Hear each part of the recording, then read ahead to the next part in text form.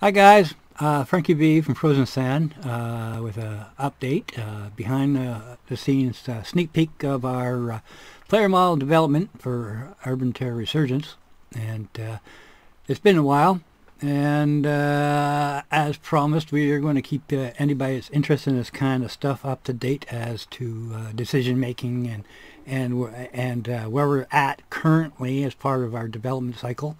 And just to be upfront, these are work in progress, and definitely we are still in the, let's say, the discovery phase of the best approach that we could possibly take as far as not painting ourselves into a corner, as to making sure we're a little bit future-proof as far as any decisions or any reasons as to changes that has to be made to the ideal development pathway.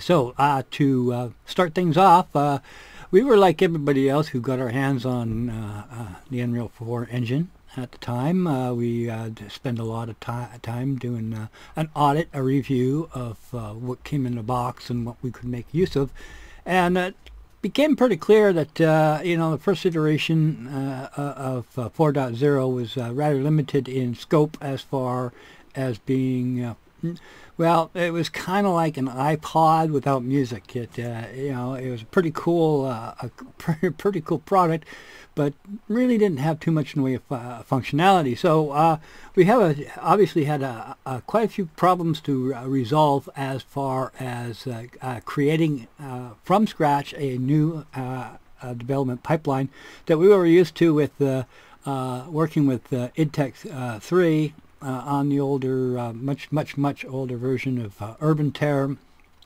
in the current iteration, a 4.2, 4.3, well, we usually refer to it as 4.3x or whatever happens to be the latest release.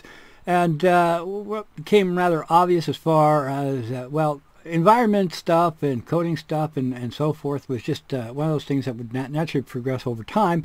But as far as character development, the initial problem was, everything was kind of based on the original Epic base rig as far as first offerings goes, which we immediately found was rather limited as to its usability as far as creating the type of player models that we had already scoped out with many thanks to Nunu with his character designs.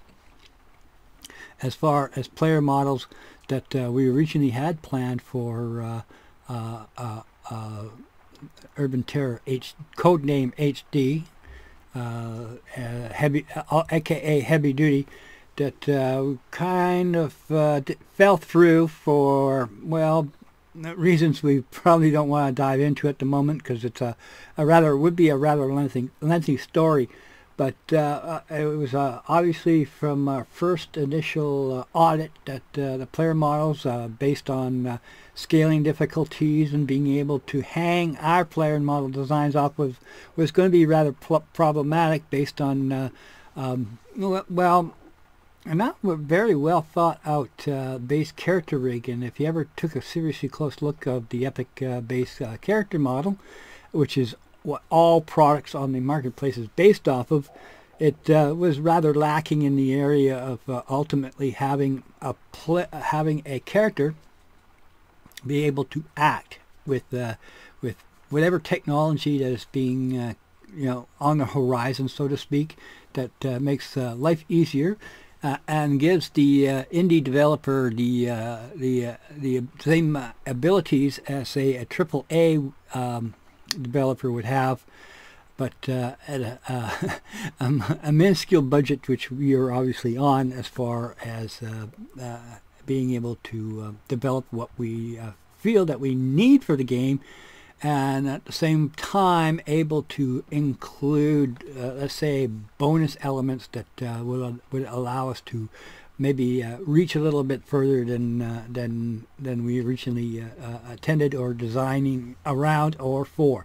So in other words, aka future-proofing the design, so that in particular in my case as asset and content manager, that we keep our content creators moving forward creating, and not have to worry about if the rug is pulled out as far as technical requirements go. We're not falling all the way back down to square one.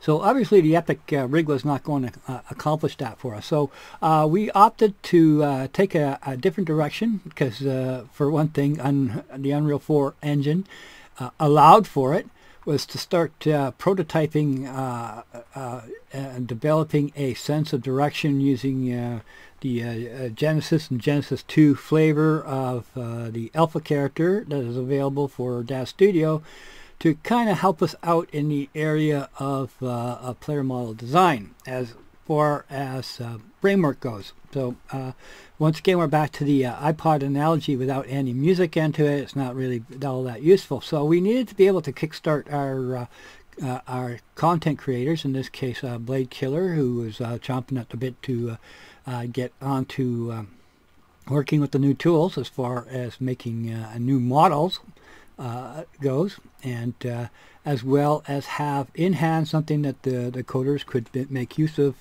by pulling whatever it is that we were developing it for their needs, to make sure that structurally our pathway from content to code was sound enough that we could follow a top-down modular pathway, meaning that we're although an item looks like it, looks like, for example, a player model looks like a player model, acts like a player model. It is actually being developed as components, as a much more modular approach to ultimately to the end result of a player model, which doesn't paint the content creators, aka Blade Killer, into a corner as to her ability to create top-end AAA content as delivered to me, of course, which I then stage it so she can continue on doing her necessary type of, let's say, modeling. And in this case, the initial approach was to become more of a tailor, making customized clothing for whatever character that she's currently working on, using that particular concept, but not tying into it in such a way that we're bound to the framework that it is attached to. We can move the things around and make changes, hopefully quickly, if a better approach manages to come up that says, okay, well, to flip over to that design pathway, it's going to take a week, but in the process, we're not tossing out all the artwork that was already done in an effort to favor a technically speaking different pathway. So this is where the initial approach of designing with Genesis and Genesis 2 originated, was to be able to prove as to concept that this stuff would actually work as far as hanging stuff off of the character player model goes. But in the meantime, we were still working off of the original Epic framework to kind of get that kind of in place and follow through onto that. So in the meantime, along the way, DAZ 3D introduced the Genesis 3 framework.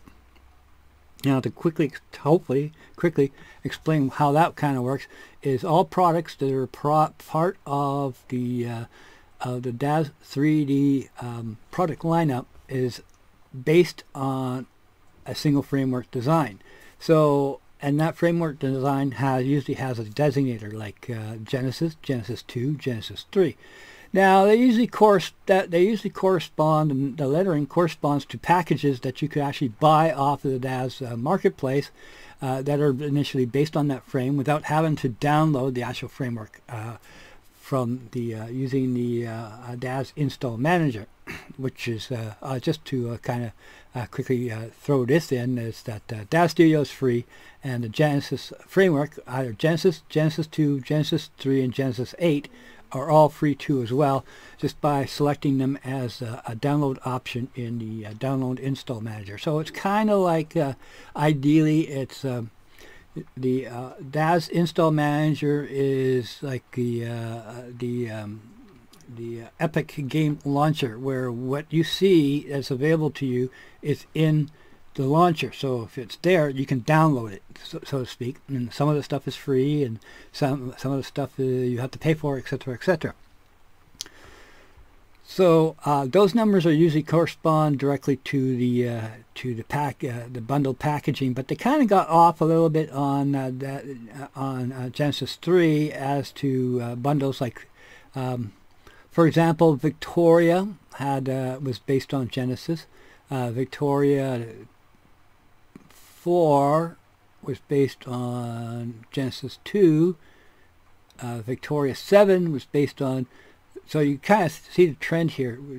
Was based on Victoria 7 was based on Genesis 3, and they just recently released Genesis 8. And they took the opportunity to realign the packaging IDs so that Victoria 8 now matches up with Genesis 8. So the idea behind that is you could download the characters, download the packaging without having to download the framework in full or any of the additional elements that are necessary to go along with that character to make a full package, so it's kind of deal. So, you know, you're talking like $100 character model with clothing and hair and morph targets and this and that and the other thing, all built into the same package. And it's standalone, and you can do whatever you wish as far as anything that doesn't involve video games. Now, video games, I've already discussed this. I don't want to talk too much about licensing and stuff like that because it's a whole different ball game as far as that goes. But it is mutually beneficial, let's just say that for the moment, as far as what you can build for the base framework becomes your property. So let's say, for example, you can see that Blade Killer's been busy building clothing, which is hanging off of the Genesis 3 framework, and each of the items is built per item. So a pair of pants here, a vest here, a head here. These are all modular pieces that fit together onto and builds a single framework. In this case, our example here of a single character all composited as a single blueprint with all the necessary hardware and accessories and what have you that makes up this character. Now, there's a couple of options that we can go with. As I was saying, the current project that you're looking at right now is a fork off the main game, so that the development of the player models do not interfere with the whatever it is that the coders are up to as far as that pathway goes, and we stay out of their way and not doing iteration updates every 10 minutes, which of course frustrates them, because if they have to do an update, it could be a rather time-consuming and tedious as far as doing a full update as to whatever iteration of the character player models have been included within that main build. So we forced off the project so we can develop it using whatever template we wish. We can use the game as the template, or we can use the third-person player as a template, or whatever we wish, as all we're really doing is moving the content package around. So this is the kind of design pathway that we opted for, being able to hang them off of the Genesis 3 rig, which became usable around version 4.16 of Unreal 4, which corrected a lot of the material issues, a lot of the issues as to accepting a mesh conversion from DAZ Studio into Unreal 4 directly. So at this stage, if we wanted to, we can develop build our entire character inside of Unreal 4 and pull it over to DAZ to Unreal in DAZ Studio and pull it over to Unreal 4 with all the goodies that can be applied to it as far as individual design characters go.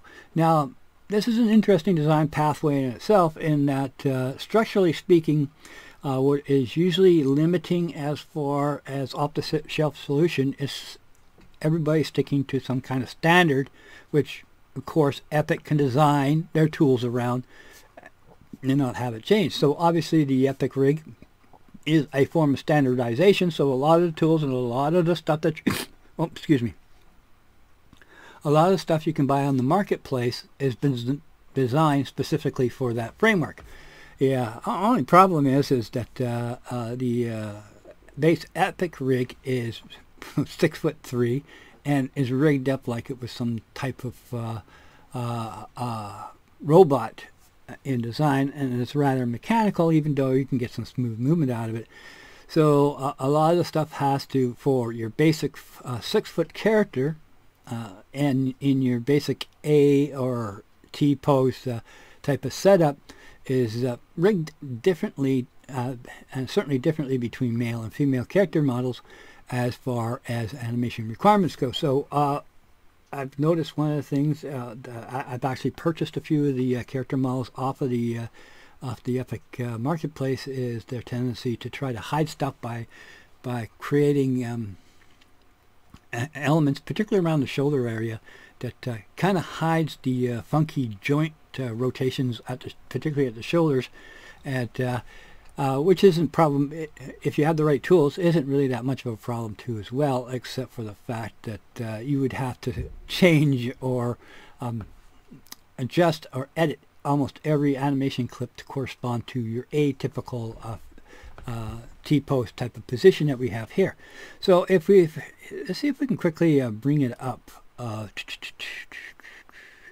So what we're suggesting here is that the Genesis 3 would make for a very adequate replacement of the Epic base rig as far as creating a standardized pipeline goes.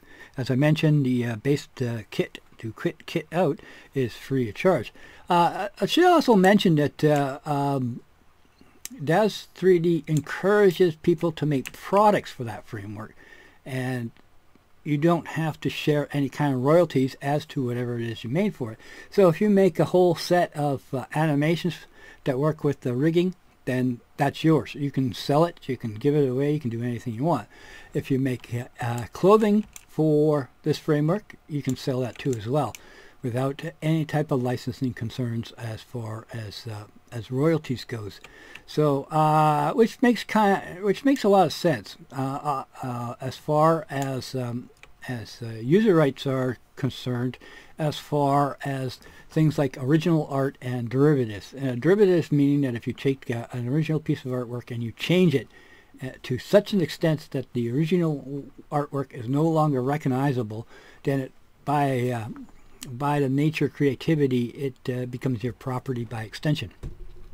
So it's just you're just using you know, like it or not, you're using somebody's original work to create new work of, or a derivative of that work, in such a manner that by its very nature it can be considered being original, unless somebody actually tells you what it is or however they built it. So this is the nature of the Genesis framework, in that it is designed as kind of a glorified sphere or box object that just happens to have arms and legs, which you can tailor to a specific requirement. Now this is also notable in ZBrush 2 as well. I understand they have a biped primitive which you can use to base other characters off of. So this becomes an interesting concept as far as taking something simple and making it a lot more complex down the road as to design requirements. As I mentioned, we had a big hole to fill that had to have a specific type of rigging, and had to have some specific requirements, and anything else that was attached to that above and beyond that became ultimately a bonus. So for example, a fact is that using Genesis, you have two options. You have the ability to have access to morph targets, and you also have the ability to create facial animations based on cluster shaping. So in this case, maybe I'll do a whole new video on that at some point down the road. The quest of this session here is to kind of give an overview of our design pathway as to sharing information that might be of use to anybody else who's looking to build a rather extensive or a more advanced player animation or character model system using off-the-shelf type of inexpensive solutions. So as I mentioned, we have access to morph targets, and we also have access to cluster shaping. Now, with the benefit of cluster shaping, let's see if I can just go off script here a bit, like I ever work on a script, right? Okay, so we'll bring up Motionbuilder, which is what we use extensively for our animation. Now, yeah, I know it's expensive, and but if you're going to spend money on a tool, this is the tool you should be spending it on. But in this case here, we have, let's see, where are we?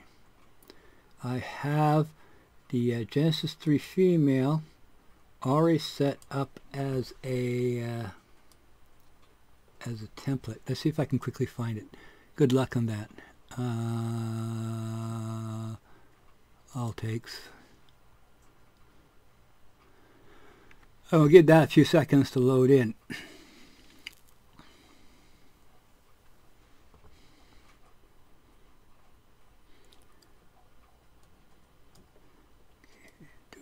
Short people do not like to be picked up.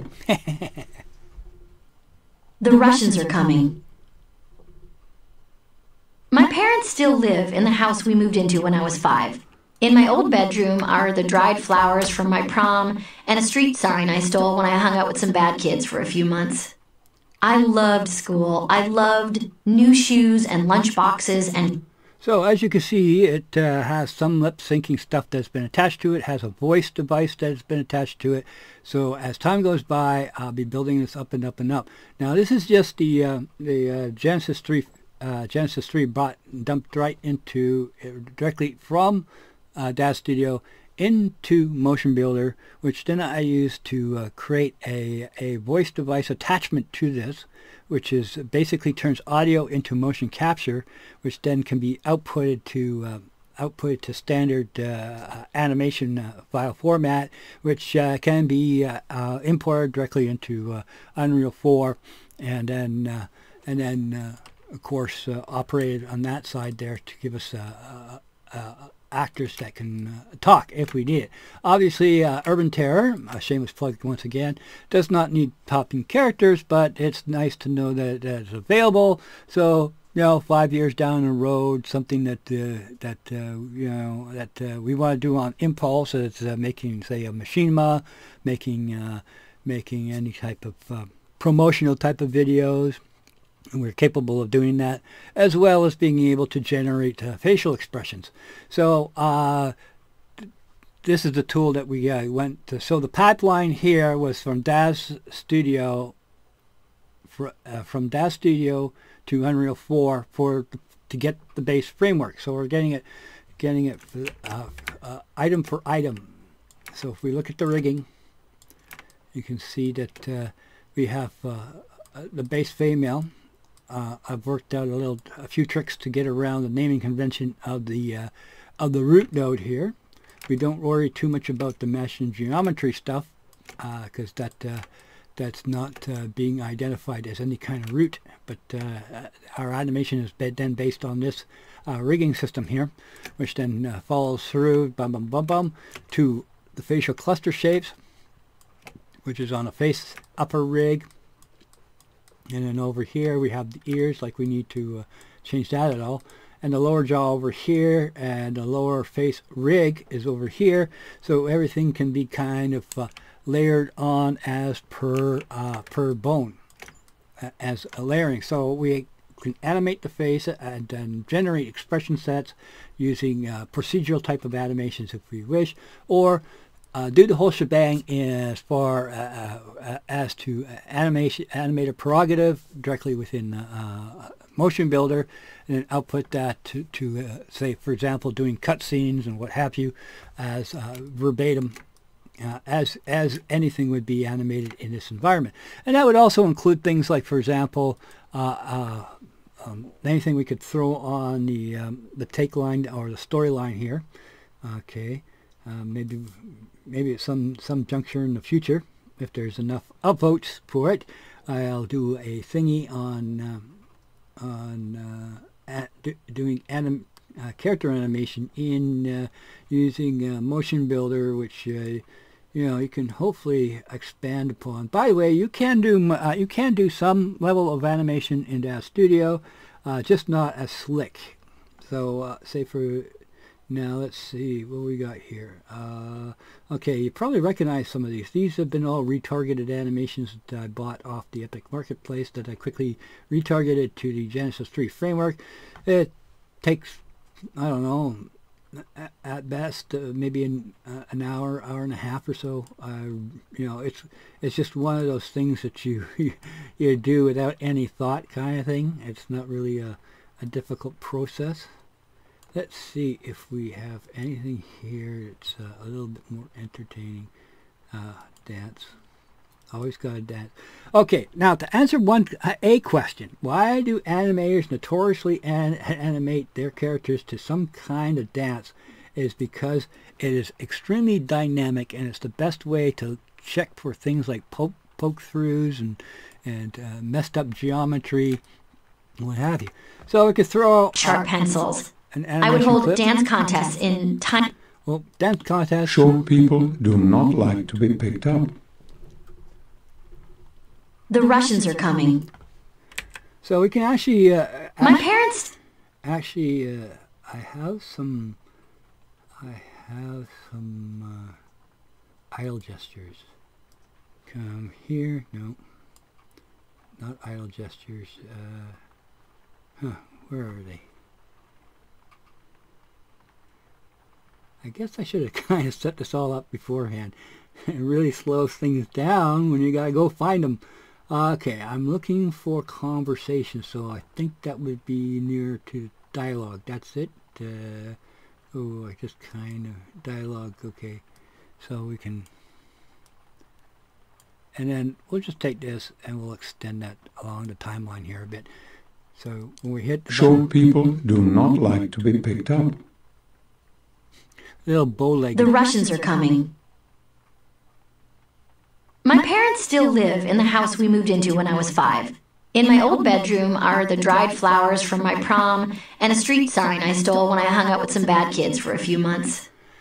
Okay, so I think that's enough messing around in here, but you can see that it makes life a lot easier. And then from this point, we can just do a file, save character animation, and then we can go save one take per file and use the take name, and we can set blah blah blah blah blah. And if I hit the save button, then let's say for example I had a bank of within the same, all this within the same file, I had say 100 takes, all involving locomotion and as well as in place and firing weapons and reloading and what have you. All that stuff is contained in one file, and I can just export everything and do run over to Unreal 4, hit re-import, and everything just goes bam, bam, bam, bam, bam, bam, bam, bam, and re-imports the entire animation sets as a block update. So there's no you know, in any other application where you load in one file and you make corrections and you load in another and you make another correction. Also, since I also have the Genesis 3 set up as a template, so all the animations within the game become the source. In other words, I very rarely save individual takes, as it takes couple of seconds to export the animation, throw on a template, and make any corrections, and then re-export the animation as being patched and repaired. I would say that Motionbuilder single-handedly decreased the number of animators needed for any kind of project, say from 100 animators down to say 3 or 4 at the most. A single person can obviously would be able to handle the entire animation requirements of a significantly large project, such as, shameless plug again, Urban Terror. So delightful tool. as far as me being the animator, I thought I'd take the opportunity to pimp that out to give you a look-see of my weapon of choice.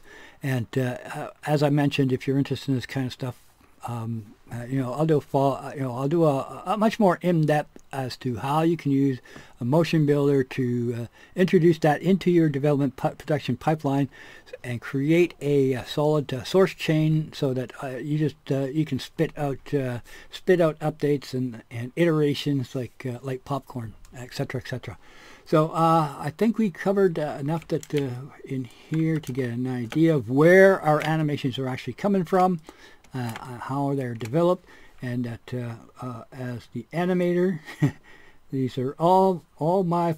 I bought all of these, so they are mine to do as I please, as far as user rights go. So, and this is just what I made of. This is just the good stuff, the stuff that I have in some type of usable manner. I have another directory with all sorts of, with another 40,000 odd motion capture clips that I can use in any project that I wish, but they need some form of adaptation as far as the rigging goes. Okay, so to get a view of our rig here, let's just carry this on for a little bit more. Let's get rid of this. We'll go to none so we can snap back to our T-pose. So right off the back, what you see here is the atypical T-pose. I believe Genesis 3 is now in the A pose, but that's another bonus with Motionbuilder. It doesn't matter if it's an A pose or T pose. Doesn't matter because you would adjust the rig necessary to put the character into the face-forward T-pose position that is required by Motionbuilder, and then when you hit the characterization, it will automatically create a rig over top of it. So you see, as you can see, we have these yellow and red IK-FK joints. That's part of the full body rigging that has HIK applied to it. HIK meaning that if we grab the character and we move it, the IK chain carries through the entire body. This is also a feature that's available in Maya, which is why Maya is probably a rather popular animation program. As an option, is being able to grab these joints here. I don't think we can do this in Max. It's been a long time since I looked at Max, but Max has Character Studio, which doesn't have the HIK full body solution to it. So even posing can be difficult. Now, once we created this type of setup, we just go ahead and we plot it down to skeleton. Give it a second or two. Hopefully it won't crash. There's a lot of data. Oh, yeah, okay. I got the timeline set to 3,463. Okay, that should then turn off our control rig.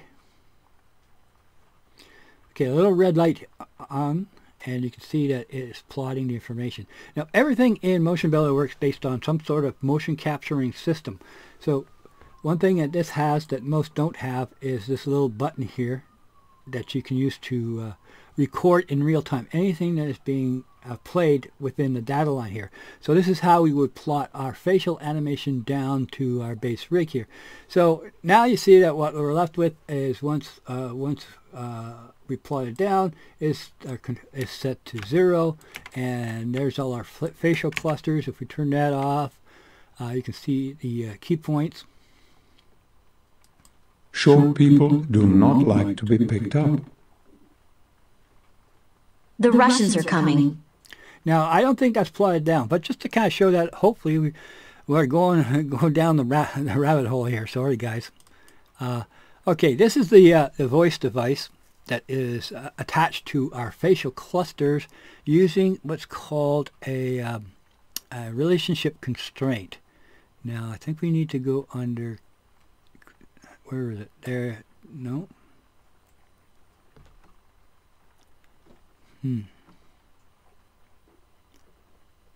Constraints, there we are.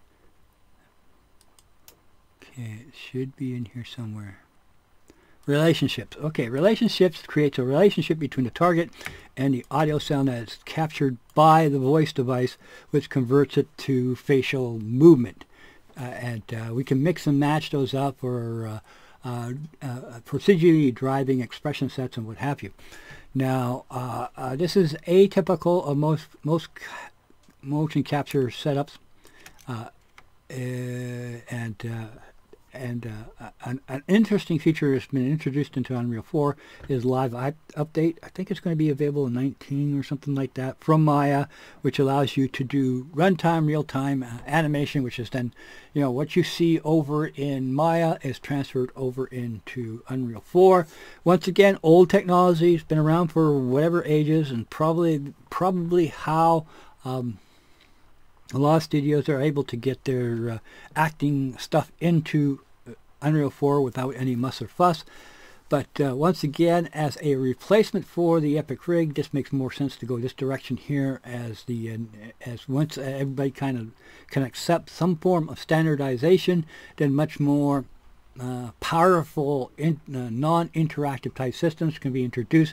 There is no reason as a middleware solution that a voice device could not be added onto Unreal 4, which then will do all you would have to do is feed it your dialogue and then make micro adjustments in Unreal 4 in a manner that I'll kind of show off at this stage, just to kind of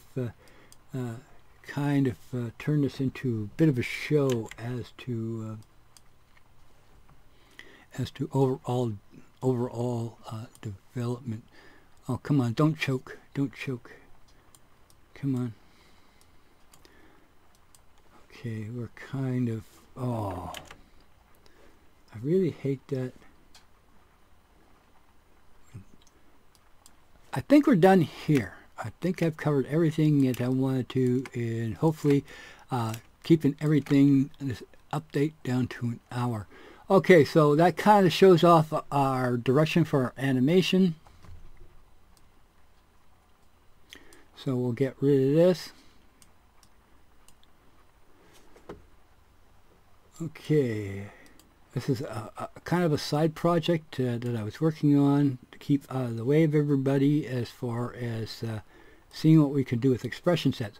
Now this is okay, once again, everything is kind of evolving with the updates as to Unreal 4. A quick lesson that I learned from the very beginning is request a feature update, keep your fingers crossed, because at some point down the road the very feature that you requested will show up. So there was one point dealing with root motion or whatever that I made a feature request, blah blah blah, and so that was implemented. Great, fantastic. It was back in 4.0, 4.1, 2. And then somewhere along the line that involved root motion, that I wanted to be able to shovel any type of animation I wanted, but at that time Unreal 4 didn't have an ignore root motion feature, which when you made your anim graph, that you could just say, hey, it has root motion on it, but handle it like it would be if it was in place. So that way I wouldn't have to, I could use whatever animation that I had without and keyframe it using root motion, which gives you a much more linear type of movement rather than trying to do something in place, which usually lands up looking rather static, literally looking rather static. So in this case here, this is an interesting feature that was added. That's called, okay, if you select an animation take, I like to call them takes because that's what they're called in Motionbuilder. Right click, convert to single frame animation. If your single frame is set to 0, then that gives you a single frame expression set. So you don't have to worry about, for example, if I convert this back to a sequence player, you get a timeline. Okay, actually convert to, let's see if I can find something here that's had it. Okay, actually these are turning out pretty good as single frame. Okay, sometimes what will happen is you'll get a timeline, and you when you import it, because well, 0 frame for some applications is an actual frame. In another application, everything kind of starts with frame 1. So if you export 0 frame in Motionbuilder in this case, usually it tries to it will shovel over 2 frames within the same animation scripting. So if you have something like, for example, a passive pose where the player is just posing, and it's part of something, the clip was taken from something else, say for example a name offset, you get the jitters. It'll start to kind of bounce back and forth, and you get this little timeline on here, and this indicates that it's playing. By converting it over to a single frame animation sequence, convert to sequence player, then you have to actually input the current track that the animation is on, and if not, it sits at 0 and it doesn't move when activated. So that's a pretty cool way of adding in expression sets as part of a layer per bone setup. So as I pointed out, remember when I pointed out, this layer per bone is I think, what do I have it set up? I have it set up as a rather simple layer. Let's see if we can quickly get to it. Oh boy. Do I have it set up? I'm pretty sure I do. They keep changing things around to the point that it's hard to find it. Yeah, you can see I have various members here. Upper face rig, lower jaw, upper teeth.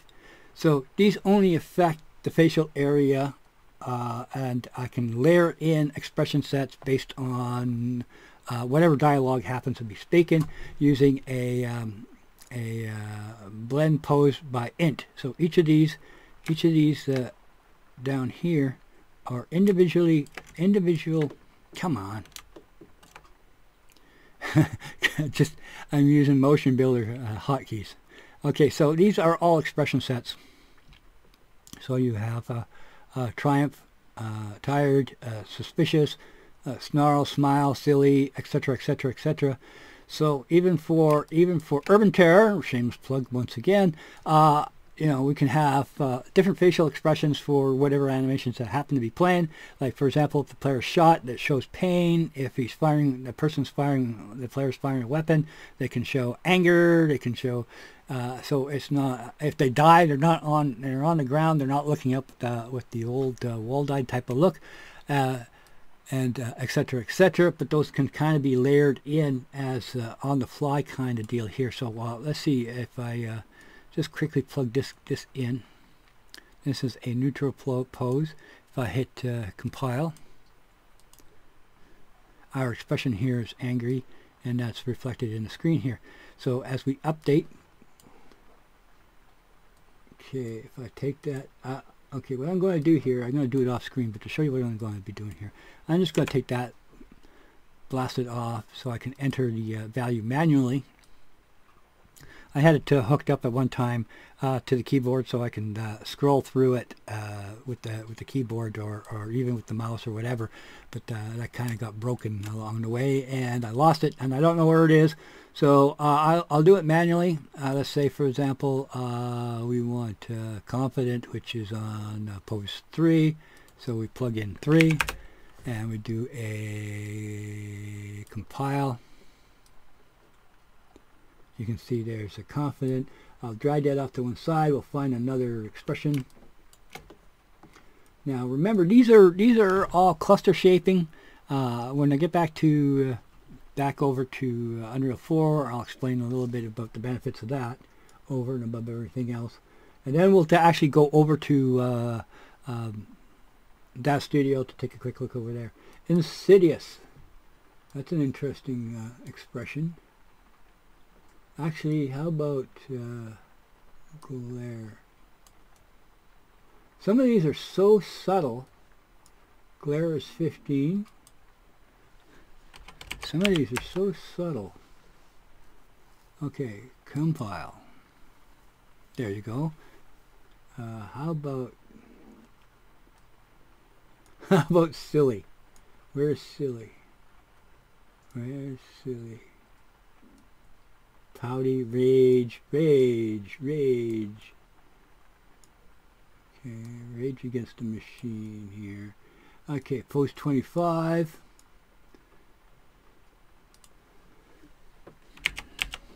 And hit the compile button again.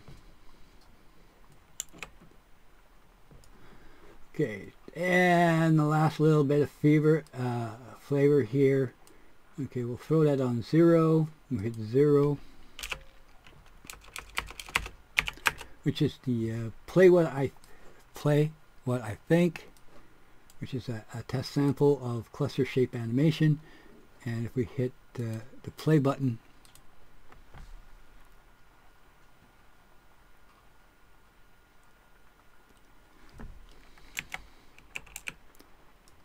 so you can see that only what's being animated is what I've told to target what bone as part of the layer from the neck on up, as far as the jaw bones and the teeth and what have you are the only joints that are receiving animation data.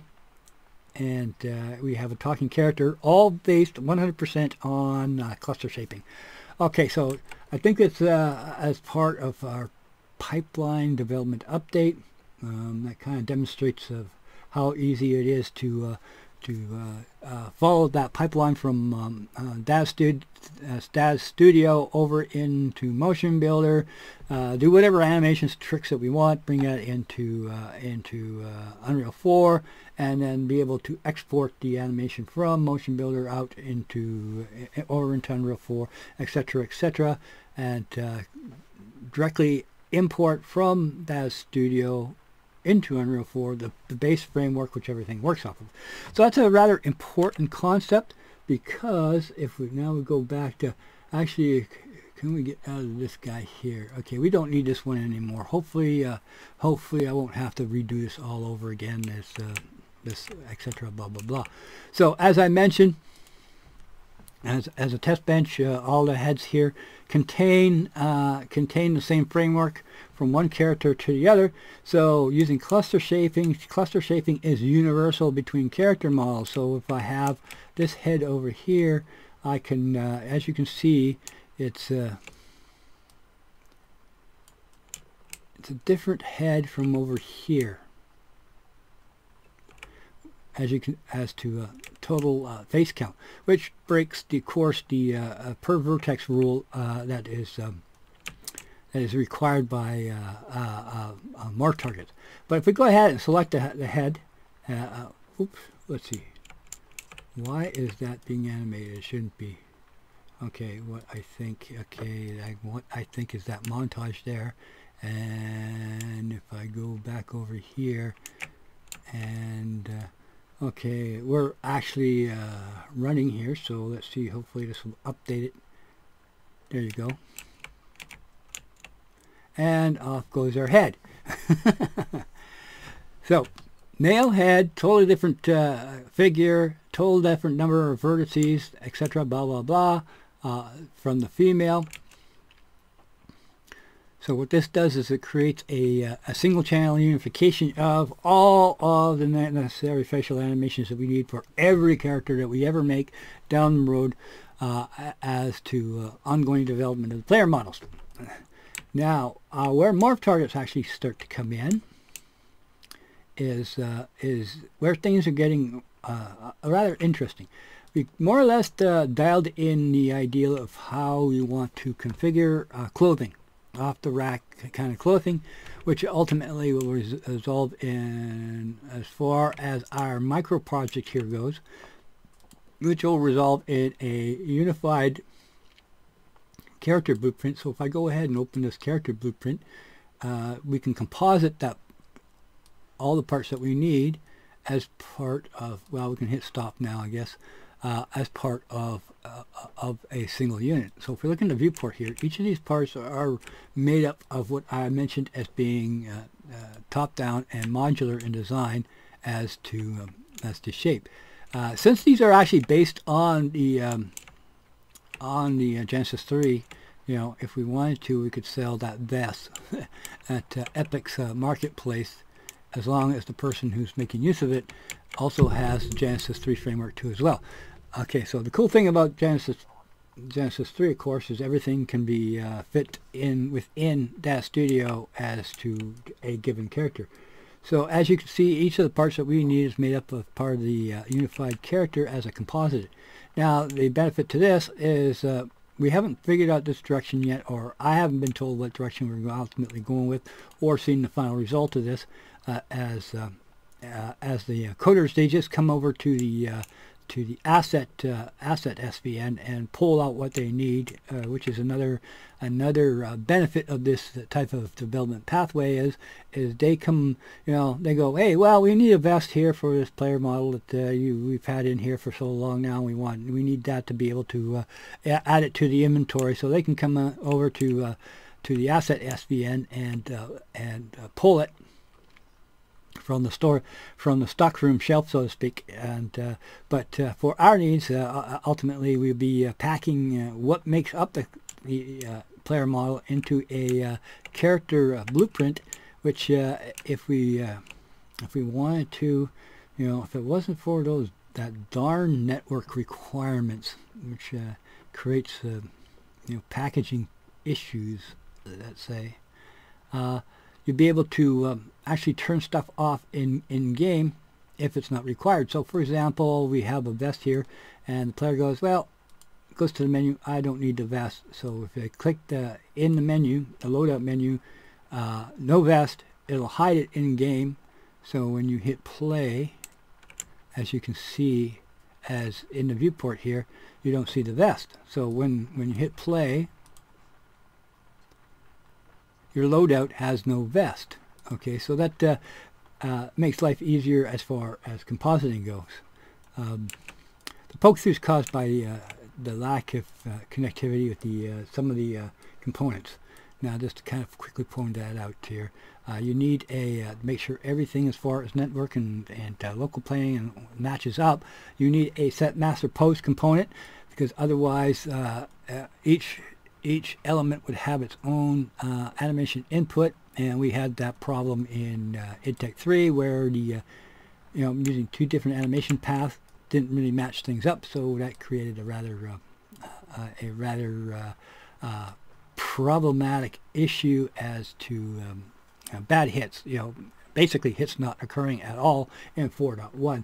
That in itself is a rather long story, which we'll save for another day.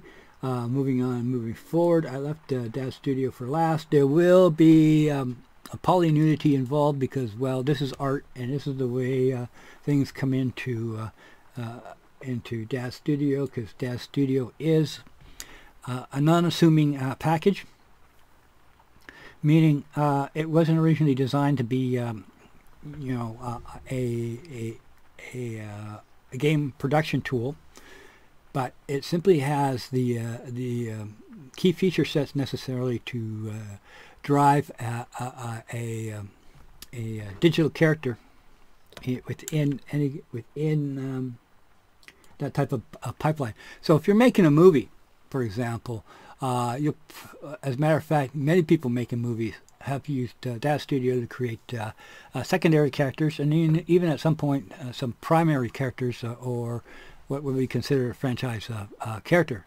So as far as animated feature films and what have you go, so I would say it's a predominant, but the lower, I hate calling them lower ends, because a lot of studios are now kicking at the doors of the big guys like Pixar and DreamWorks and what have you, as far as quality output goes, and a bunch of kids working out of the garage. The necessary tools are accumulating really fast, to the point where Joe Average could probably produce an animated feature film and use a tool like Dad Studio to base their development of the player models off of. Now, we opted to go with this after, oh boy, I've always been a fan of Dad Studio because as an animator, it gave me access to what I would call a quality rig, a quality player model, all ready to go and rock and roll. Bring it over to Motionbuilder, boom, boom, boom, as I demonstrated. I have templates set up for it, and and input audio devices and motion capture this and what have you, which you know, everything kind of set up beforehand that will drive whatever I need our player models to do, and it's limited capacity. But if we're talking about doing machinima type animation, of course we need a lot more complex control over the character models. Now, one of the benefits of working with Data Studio is that as I said, it's not assuming, meaning that it's not designed specifically to work with any given type of application requirements. So it's never had a level of popularity in video game development since until the introduction of Unreal 4, which changed the rule a lot by simply doing one thing and one thing insanely great, and that is to not limit the amount of data that could be imported into that environment. So 8K texture, boy, I tell you, forget about it. You know, the original Genesis line, you'd have to chop up the geometry just to make it parse in some of the engines because they had severe limitations as to the amount of mesh density you can bring in the first place. Unreal 4 doesn't have that. So if we're not if we're not just interested in doing video game stuff, but if, say, for example, we wanted to use Unreal 4 as a video film environment, which seems to be the case. We have Viz. It's a hot button topic. We have companies that are actually starting to produce quality source animation.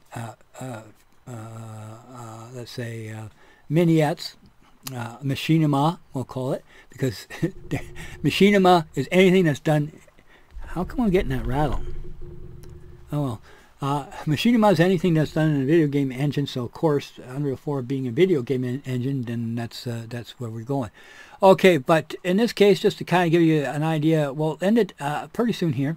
As far as you know, this is going to be this is kind of our secret sauce and where things are currently as to design by discovery, so to speak.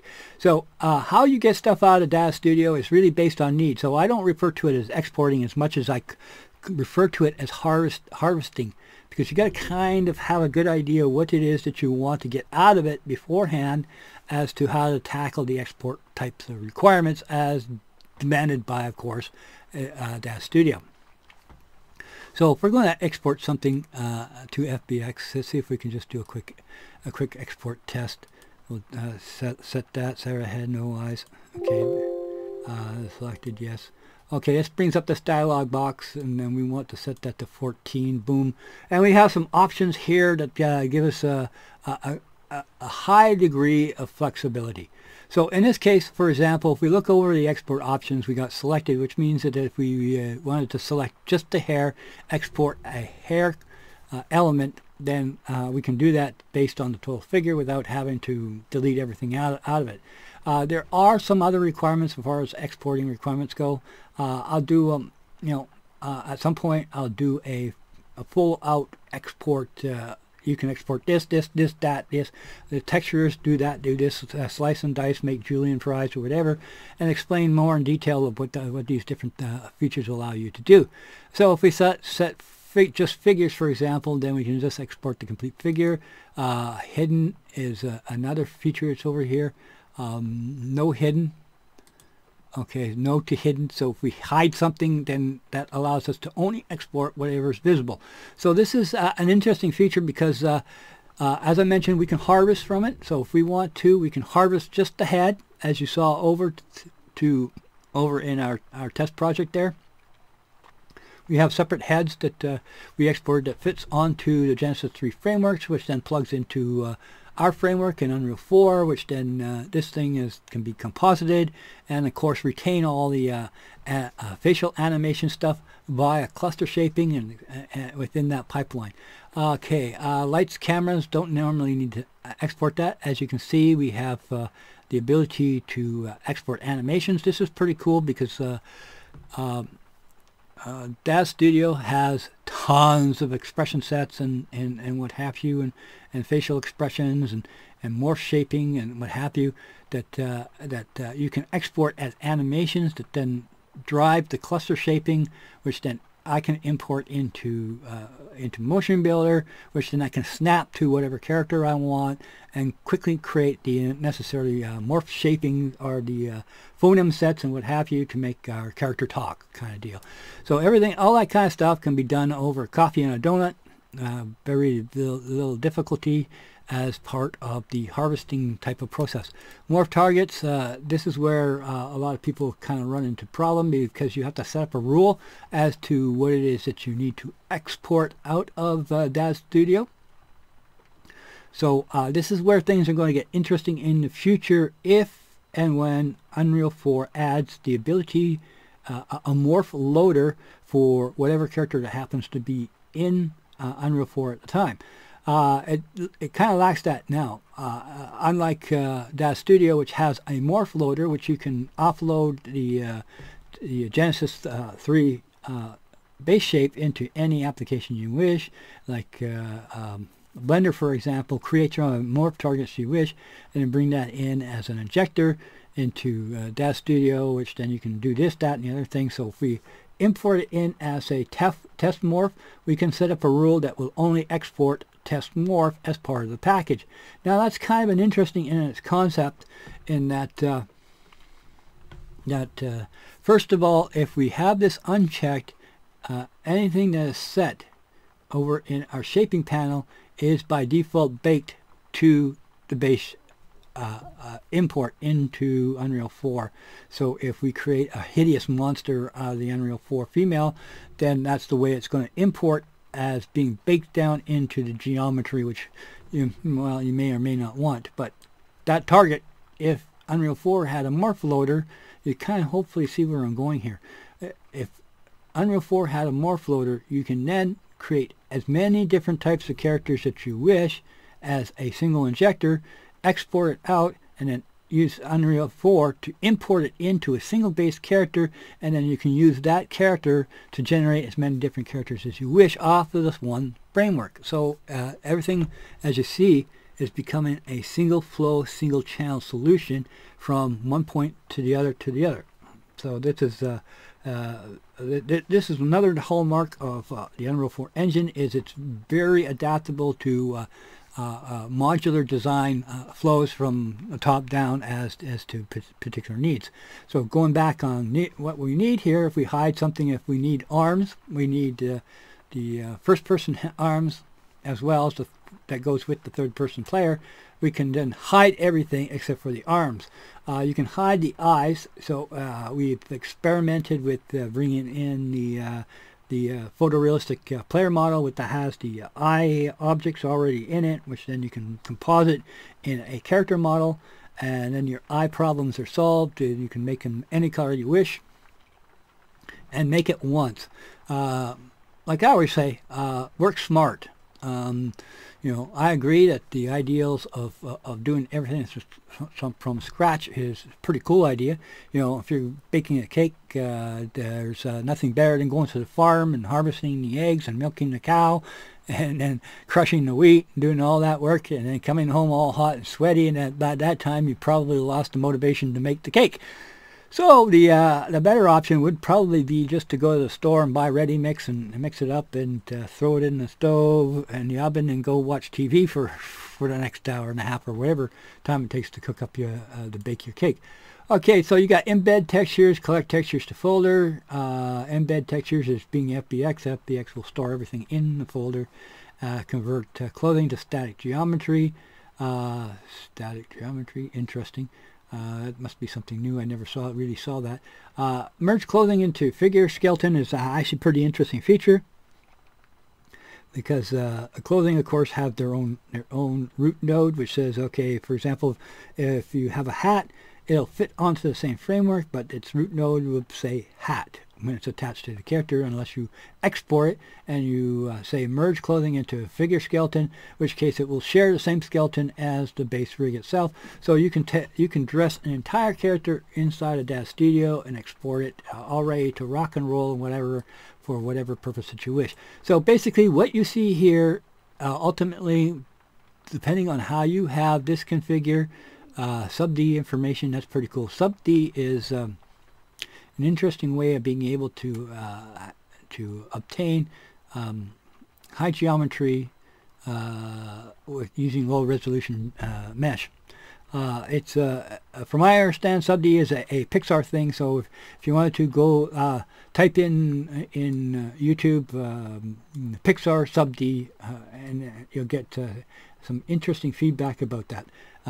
I don't know if that is workable just yet. I haven't tested it. I understand its concept, but I need to test it, see how it's going to work out in Unreal 4. If it does work, then that solves a lot of the optimization requirements. Okay, let's take a quick look at the actual figure. And that's actually should be under figure. Actually, let's exit this. Just to kind of iterate once again. VR, you just want the hands. Just hide everything except the hands. Export that. You don't need the legs. You can delete that. You want the full body. You can export that. Opacity maps work pretty good to sort of block out the things, the various different areas that you don't need. Okay, so let's go to figures, and we'll bring in okay, quick talk about Genesis 8. Genesis 8 is basically a revamp of Genesis 3, except it has features that allow it to be backwards compatible with Genesis and Genesis 2 and Genesis 3. So it gives you access to a lot more assets. But the cost of having that feature addition is additional bones that is not really required. So Genesis 3, from what I see, is still the preferred framework to work with as far as video games goes, because it just gives you enough that is necessary to make the kind of character player model that you want. Also gives you options. Now, remember, keep in mind, there is no such thing as a single off-the-shelf solution. Genesis 3 is designed to be as flexible as possible as to the needs of any 3D artist, regardless of the end application that it's being used in. So as I mentioned, it's not specific to video game development. It's just that if you know how to push the buttons, and get what you need out of it. As I mentioned, we're not exporting as much as we are harvesting from out of that studio over into Unreal 4, and then along that pipeline there's separate forks, separate different directions as to how that pipeline is ultimately renders a useful product in Unreal 4. Okay, so if we go to shaping, as I mentioned, we have a ton of different more short targets that allow us to shape our character models into anything that we want. Endless body shapes as well as head shapes divided into packages. I've also bought injectors to create different shapes. I think we got full body here.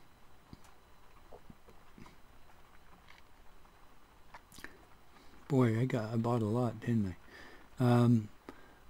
Okay, once we start focusing maybe a little bit down the road,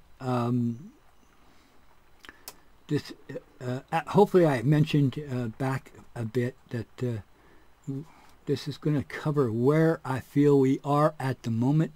We're not necessarily at the end goal just yet, so once we get there, I'll probably do a much more in-depth overview as to how the pipeline actually functions, as to the reality of our need for this game.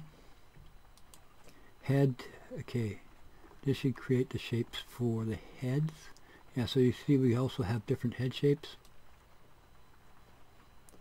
A little bit of change, not too much, not too grand.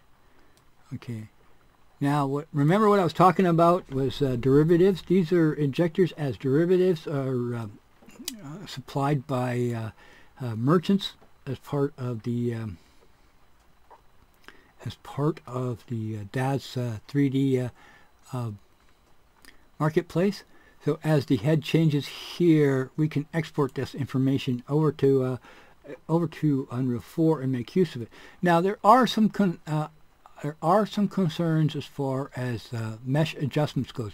So that's going to wait until I get to further down the road when we're starting to deal directly with bringing in head shapes for our custom player models to be able to show off the pipeline direction for that.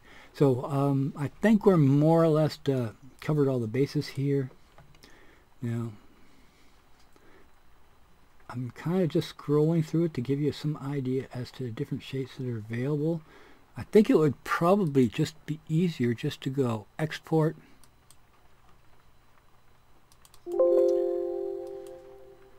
and go to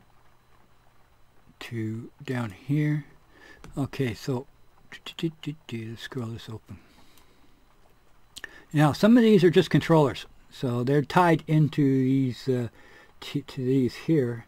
So when these move, they also change the more shapes of probably a couple of other elements. So for example, if we want the full character the full character shaping, you can use a slider, to slide up for that character, and it will activate both the head and the body morphs at the same time. So a lot of these are morph targets, some of these are just controllers, but if we go down, and hopefully this will give you just an idea of how many shapes that have been applied to this geometry here. I mean, I'm scrolling the wheel as fast as I can, and you see the little thing here. Scrolling. Morph. These are it says right here, morph targets.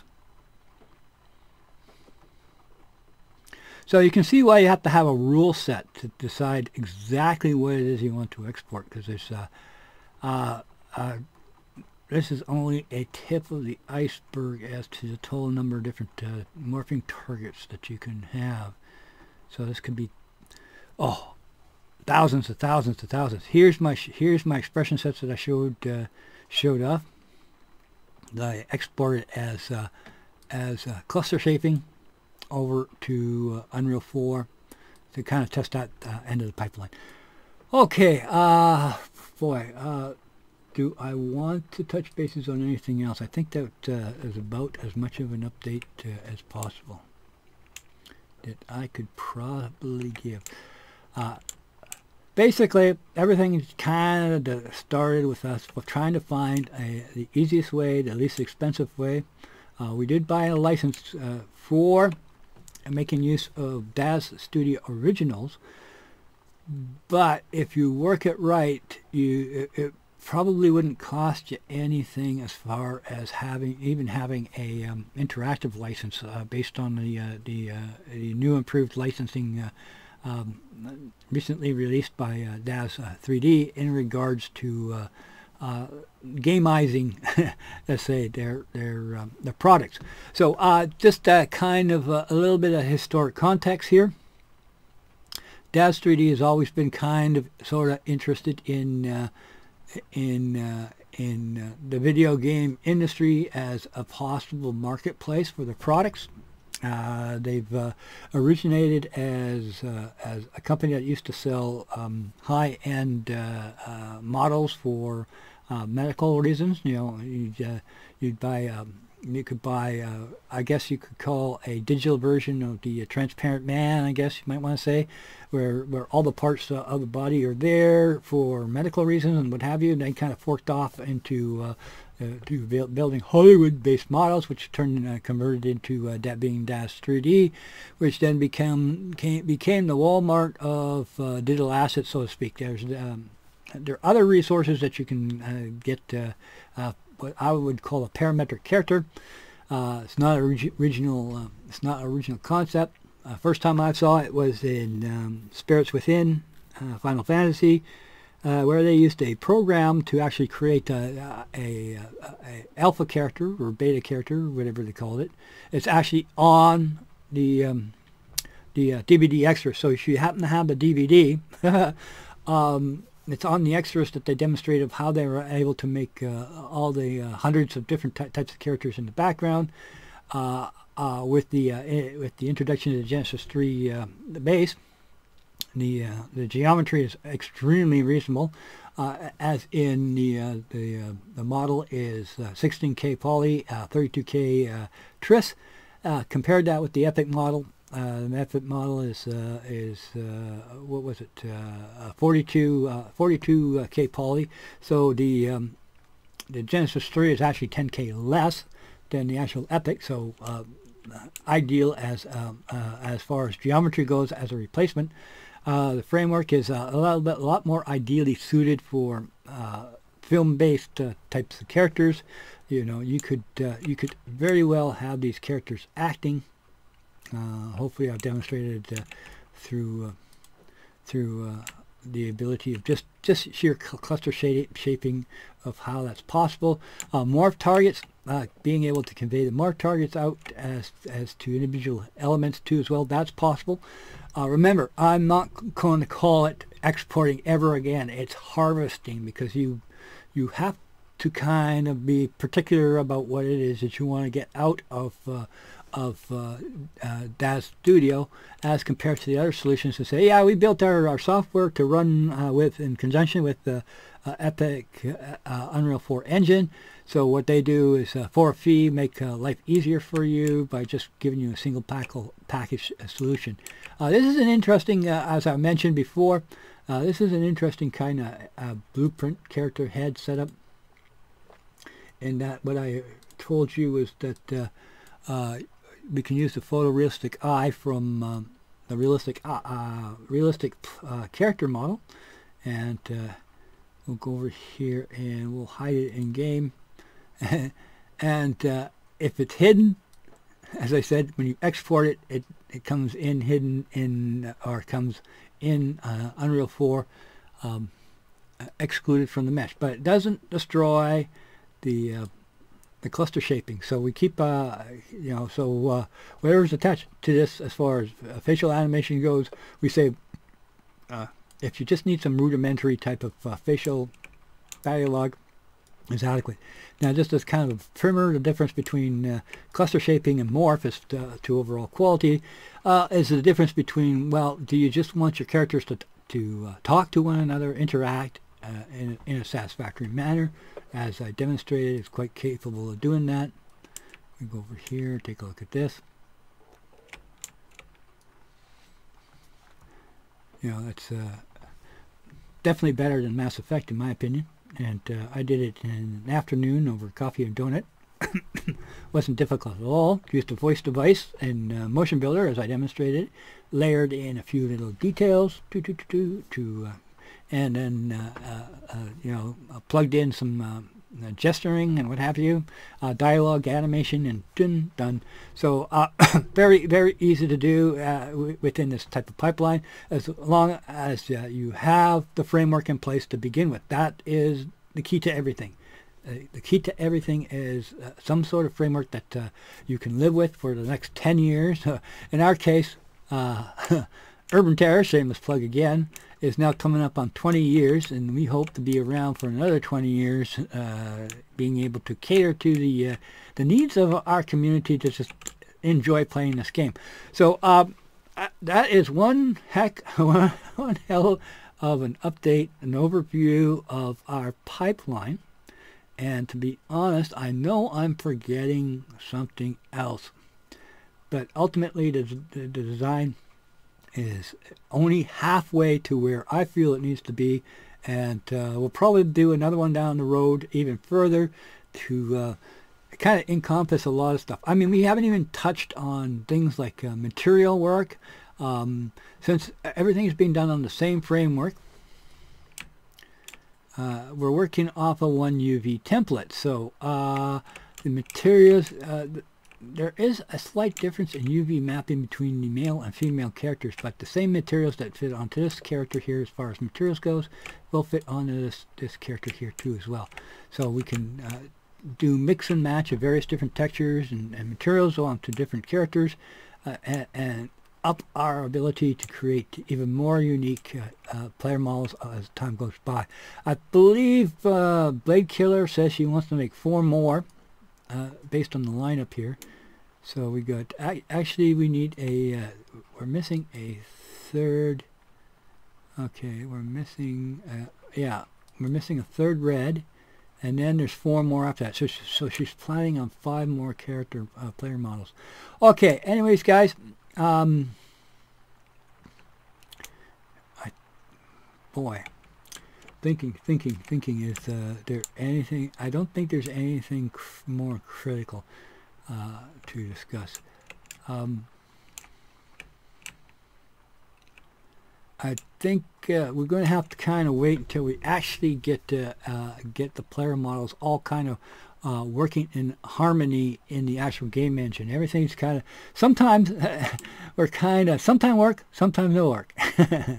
So at the moment, not everything's working the way it should be. That we've been testing along the way, as the coders had needed to start changing a few directions, particularly in regards to networking and replication requirements. So I think we're kind of stuck right now, having to play in our little project sandbox here. But I think this is about the full Monty at the moment. As to useful information. Anyways, I hope this was at least somewhat entertaining and useful to somebody else, to anybody else who's working their project and running into the same problem of needing some kind of off-the-shelf kind of solution that will allow them to create a lot more advanced characters. And now, hand in hand, chocolate and peanut butter, Genesis 3 works extremely well as a replacement for the Epic rig, but there are other options available for you as far as procedural characters. So if you're doing this all on the cheap, the software is free, and if you search around, like what is it, Apollo Magnus?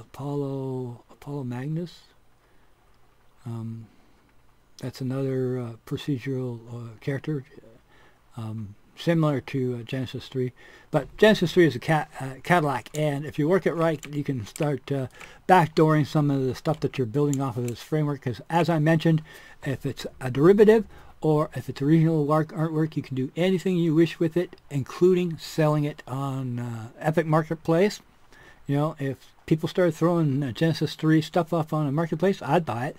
You know, a nice IK blueprint that works with this framework would be pretty cool, instead of me having to try to spend time trying to convert the naming convention, etc., etc.